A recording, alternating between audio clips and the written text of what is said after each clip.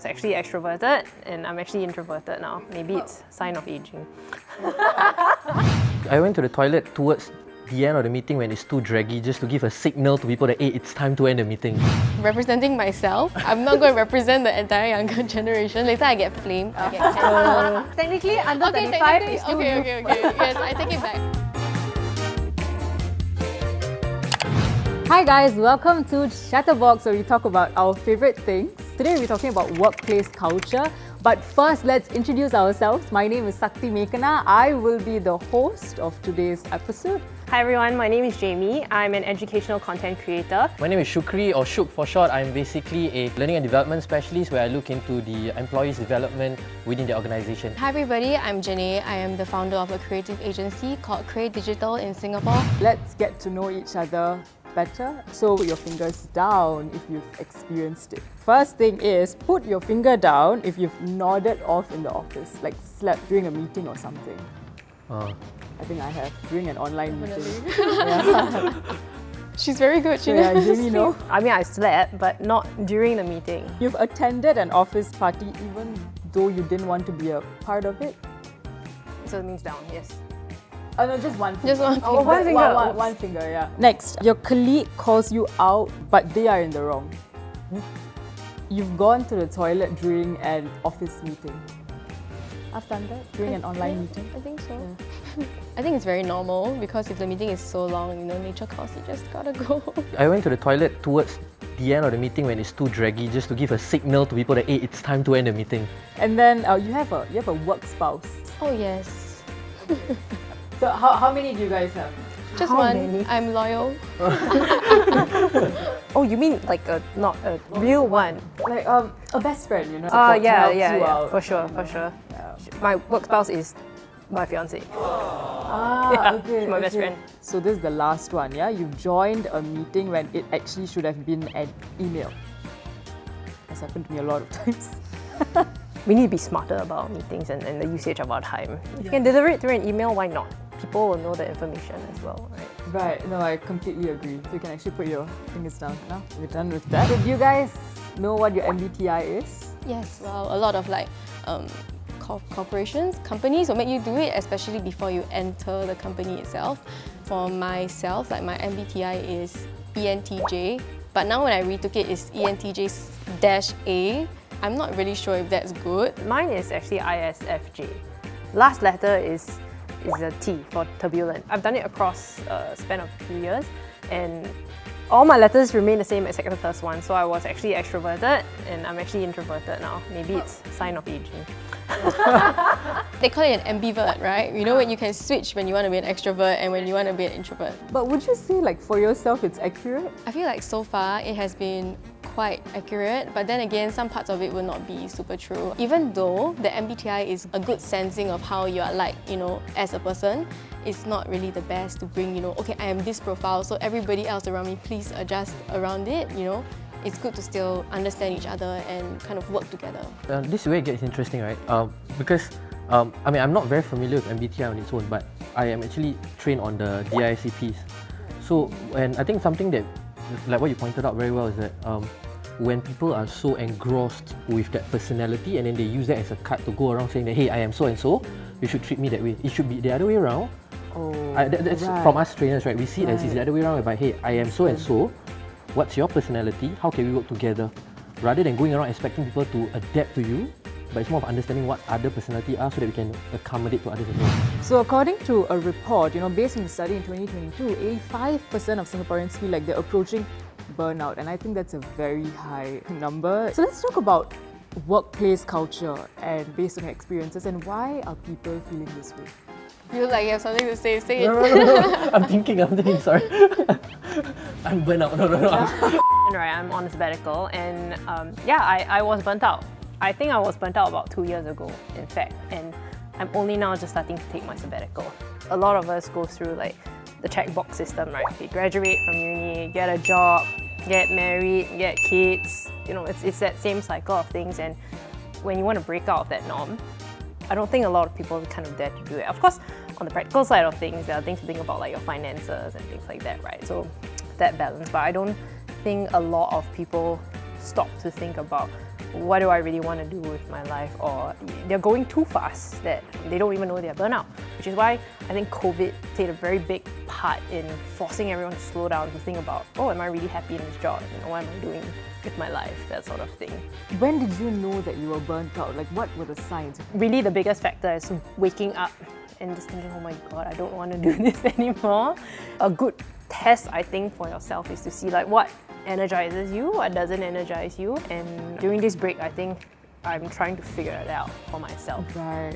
I think one thing that we got to acknowledge is that the whole idea about work-life balance, it is a need. People shouldn't feel bad wanting to take a break. People shouldn't feel bad wanting to actually take leave because they need to rest. On the other hand, there are limitations for organizations as well where they need the resources. Then I think that goes back to manpower optimization.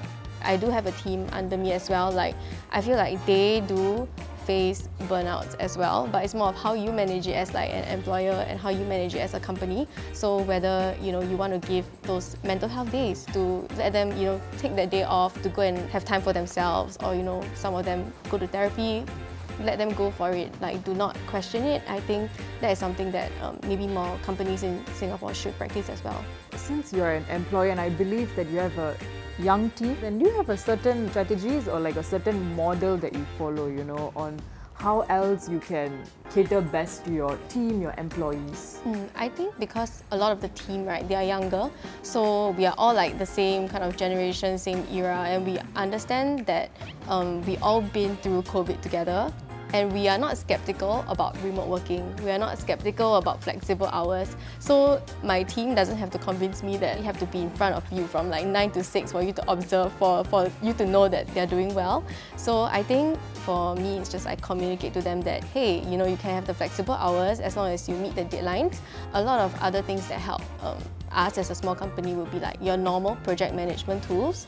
So they help you, track like deadlines without you micromanaging your employees, which I think it's a good thing. Yeah. What do you think are some defining traits of work culture? I think something that's, suddenly the hit and I'm like, oh.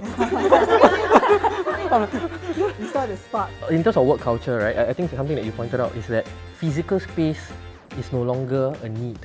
I think the other layer is that, like what was highlighted also, I feel that that culture of having an open conversation is a bit more welcoming right now, I feel.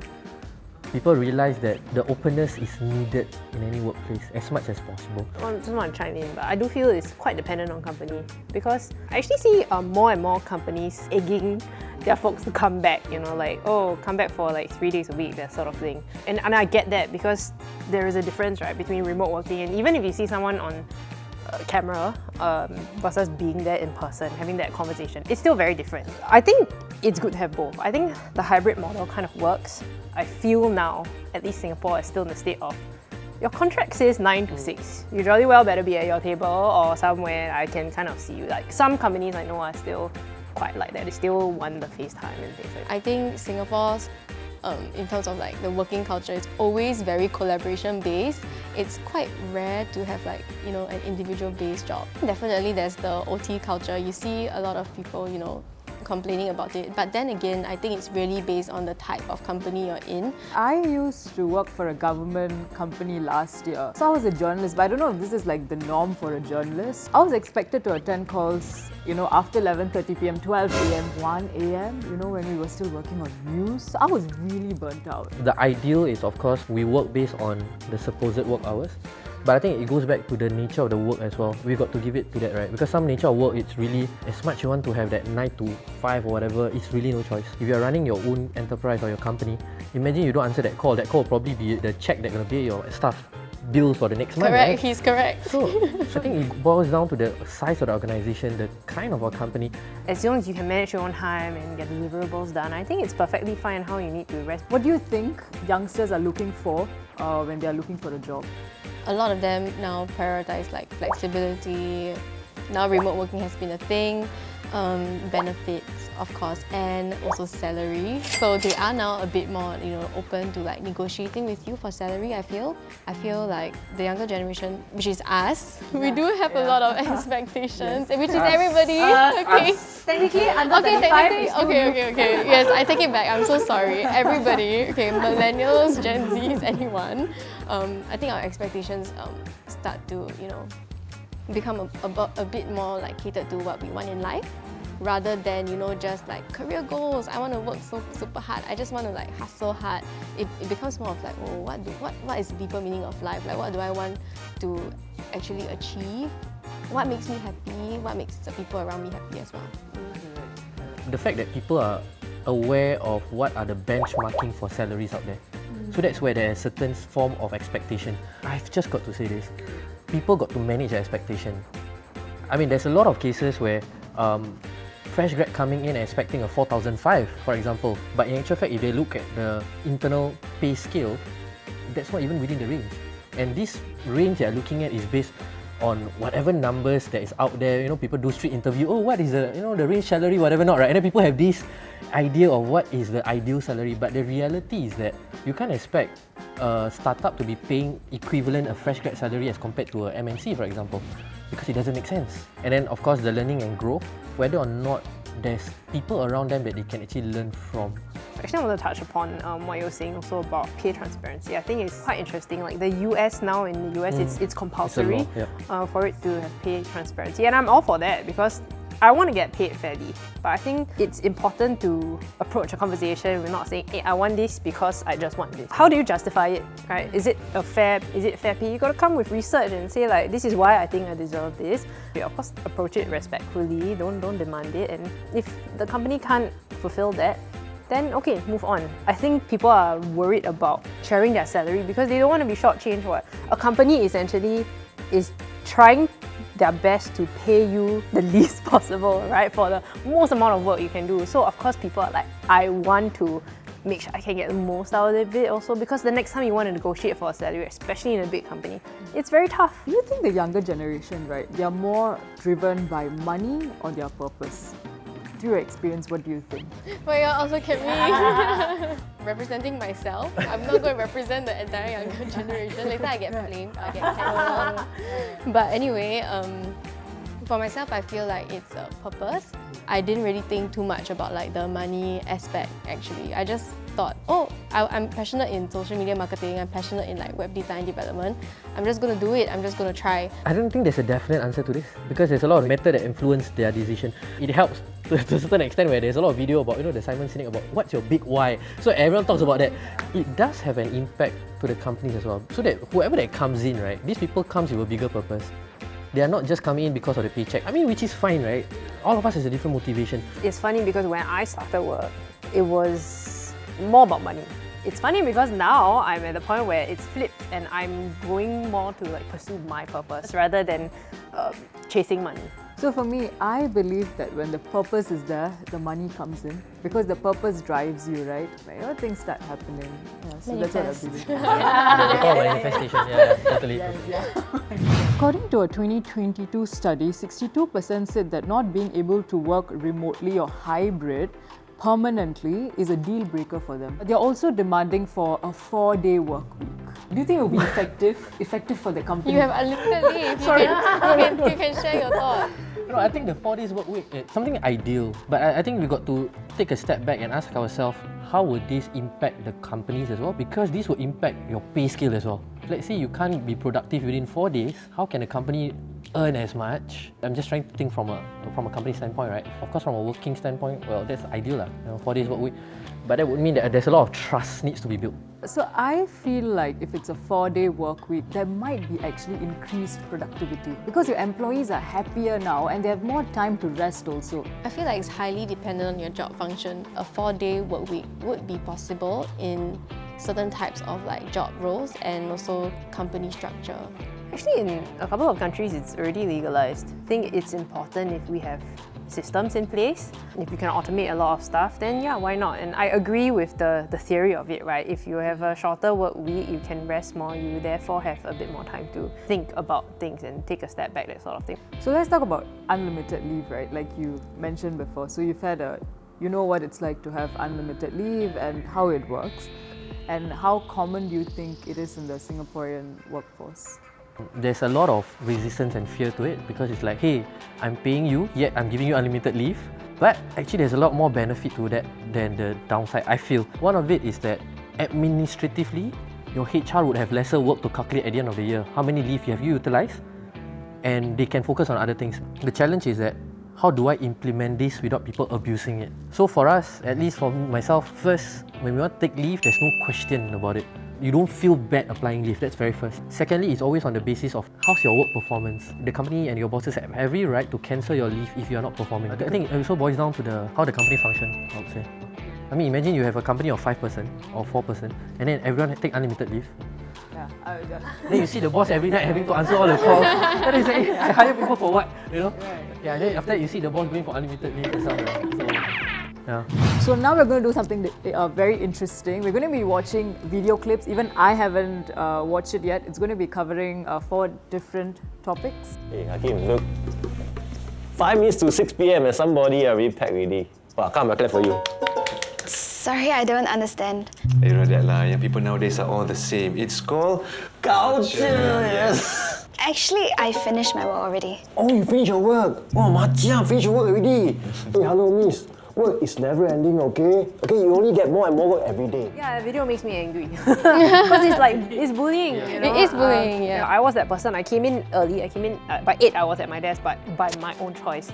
I left at 5 o'clock.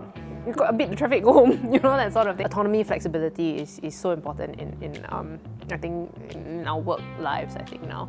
There was a time where we had an intern. So the clock strikes, I think it was about 5:30. So the intern was still there. And then we were like, you're not going home? No, because my boss is still having a meeting. That's it, your boss having a meeting, not you what? Go home lah.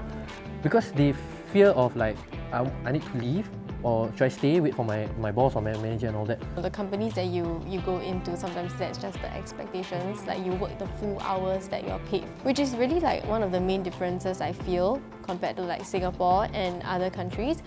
Asians, we like to stay just longer because we care. We care more about what others think about us, you know, rather than maybe people from other cultures. Come help me unload. 1 minute. I need to finish this first. Hey, off this, do you want to work?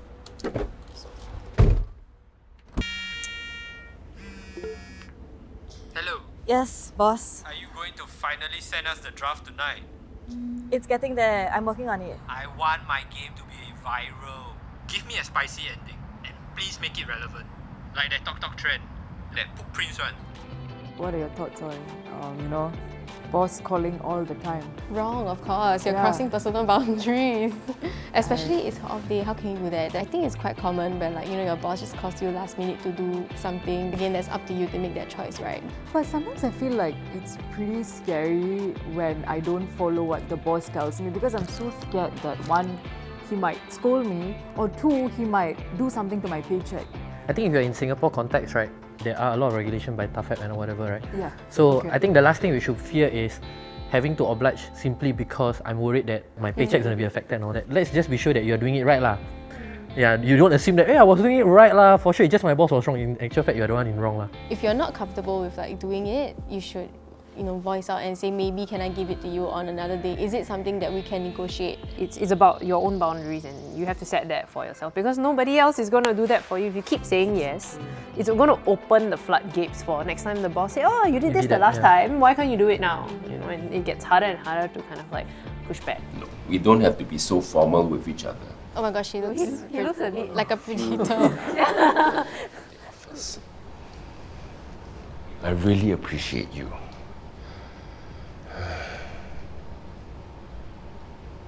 You shouldn't hide behind your clothes so much. Your boyfriend, is he the jealous type? I don't have a boyfriend. You must be concentrating on your career right now. That's good. Yeah, that is sexual harassment. Especially in just an office, just the two of you, if you're in that particular position, you feel uncomfortable, it's something got to be called out. I mean, of course, some people will be worried like, oh, I'm going to lose my job. But safety is more important, exactly. than Exactly. the job in itself. Yeah. For all you know, it's like you are one of the many that person actually did that, such things.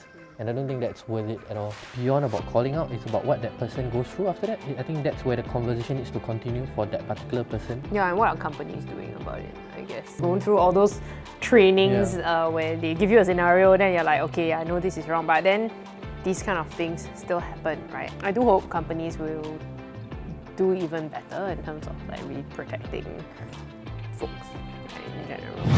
So next we'll be talking about quiet quitting. Have you guys heard this term, quiet quitting? Yeah, very big on TikTok. I think the term itself is not that great. I wouldn't want to label like having work-life balance as quiet quitting or like doing bare minimum as, you know, work-life balance. I think they are completely different things. Of course, don't portray yourself like in a bad light where you say, oh, I just want to do the bare minimum, you know, like I wouldn't glorify that lah. I feel that if the employee really likes the management and they're driven because of that, do you think then they won't quiet quit? Because then there's no reason for them to quiet quit because they really love the job. So may you think it's like the fault of the management in itself that their employees are quiet quitting? Everyone is indispensable. You can be easily replaced. There's so much talent out there. So there's always a little bit of a fine balance everywhere. Like you can give, depends what you want. What's your goal? If you want to climb the corporate ladder and become a director or whatever in how many years and whatnot, then yeah, go there and give your best and chiong and stuff. And some people enjoy that. Some people enjoy getting the stable paycheck. I think the last thing that we want as an individual to is always blame the management. I don't think that's fair. There are times probably without you realizing the bosses or the management or whoever has been doing so much, but it's just because you have been quietly quitting, you are not talking, you're not sharing, and that also put them in a tough spot because they are not just managing you, right? So they don't understand exactly what you need, and I think it goes back to the two-way communication where you should to share your concern. But that also means from a management point of view, it's to provide that safe space to openly share with no judgment, even if it means it's because of the management themselves. Okay. Yeah, I think the part of quiet quitting that is not good is the quiet part. Why are you staying in a job, right, that is making you unhappy and you just, doing like the bare minimum to get past? When we start to exhibit such behaviors, maybe we will need to like look internally, like what do we really want out of this job? Like, can it still be achieved in this role, in this company? And if it can't, then instead of quiet quitting, maybe it's better if we just quit and look for other opportunities. Sometimes it's very interesting because like the more productive you are, the better worker you are, you realize sometimes you get more work. Yeah, true. Then it piles on and it piles on. Then sometimes people are just like really frustrated. So they're just like, I think in any performance cycle, right, there will always be cycles where you go like crazy, like, oh, I can do this, da da da da da. But what if, for example, you have a kid or something happens to you in like the next 3 cycles, right? Or you can't sustain that intensity for super long. So there will definitely be waves throughout your career, and I think it's okay and it's healthy to have that sort of wave. Final question, what would be the most valuable piece of advice you want to give to working adults? I always have like the same cliche line, if you love what you do, you will never like work a day in your life. It will not feel like work to you. I feel like if you're young, and since the advice is really towards like the younger generation who's maybe just starting out, like experiment all that you can, experiment new things, chase your passions first, give yourself a timeline. If you fail, you can always bounce back and explore other career options. The companies are always going to be there, but maybe what you want to pursue in a certain time frame might not always be there, You won't have the youth forever, right? So go and explore and see what you like before you decide to commit to like a very full-time, long-term job. I think explore the question of what energizes you and what drains you. There are certain things that you do that are like, wow, you're just excited to do, but there are some things you're just like, oh my goodness, I dread doing it, that sort of thing. And there will be instances in your life where you can see that. So I think it's a bit more for like folks my age. That's still youth, right? So I think one piece of valuable advice would be to really explore taking a sabbatical. You're going to work for like 40, 50 years of your life. That's a marathon, right? And why can't you take 3 months out of that 40 years to take a break, explore what you like to do. Actually, sabbaticals are more common, I think, than what we think they are. It's just not normalized in Singapore. What I shared earlier on, it's really, and I think it's something even for myself to self-reflect, right? What do we stand for other than our work? Because we are always talking about in Singapore, we are so workaholic, but we actually have a choice. We do have a choice. I think that's something for us to think about. So this is the end of today's episode. I had a lot of fun. Hope you guys had fun too. And see you guys in the next one. Thank you. If you guys enjoyed this episode, please Comment. Like. Share. subscribe. Bye.